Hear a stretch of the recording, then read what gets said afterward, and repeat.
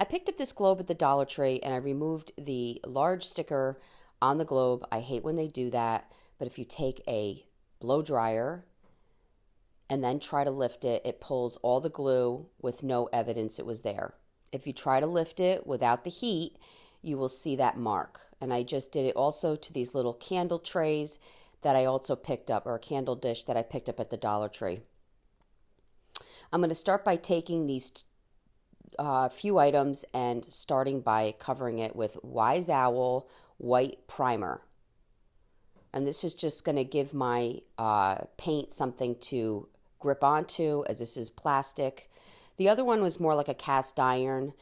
You may have gotten away with no primer on this one, but I just did it on all my items. And then I grabbed one glass candlestick from the Dollar Tree and I covered this in the Wise Owl white primer, and I did 2 coats. I found these little stickers.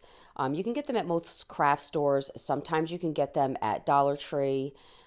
Just keep your eye out for them. And I'm taking this little beaded, also the Dollar General, you can grab these.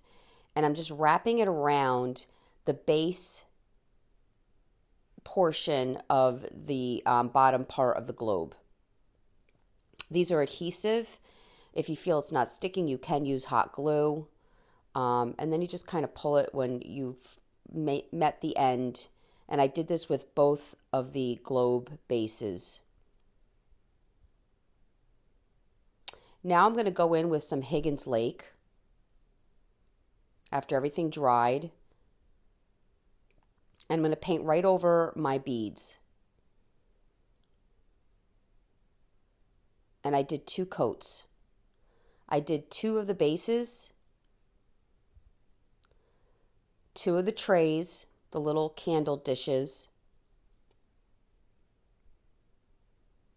and the 1 candlestick. I did 2 coats where needed.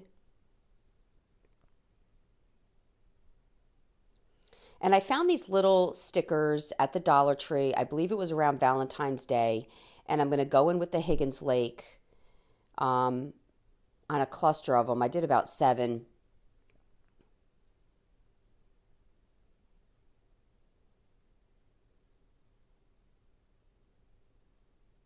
Maybe 9 or 10 in the Higgins Lake, and I allowed that to dry.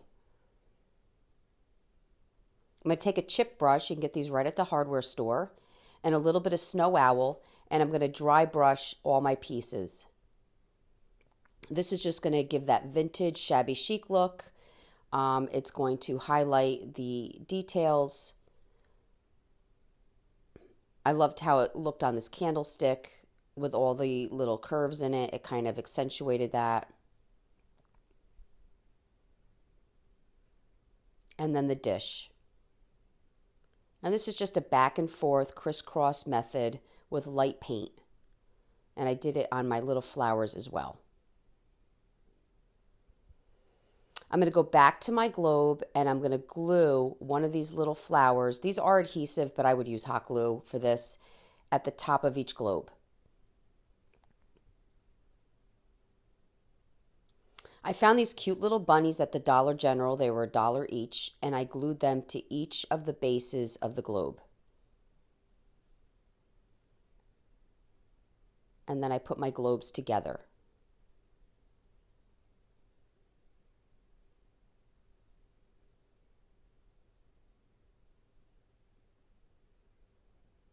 I'm going to take my candlestick and I'm going to glue it with E6000 upside down on the candle dish.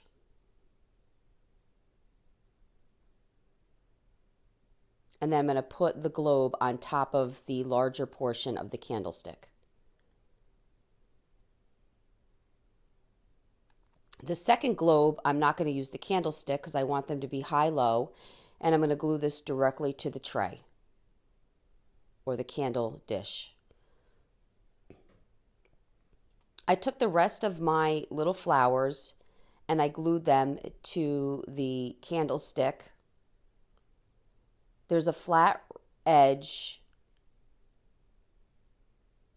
on each angle of this candlestick, and that's where I'm placing these with the hot glue.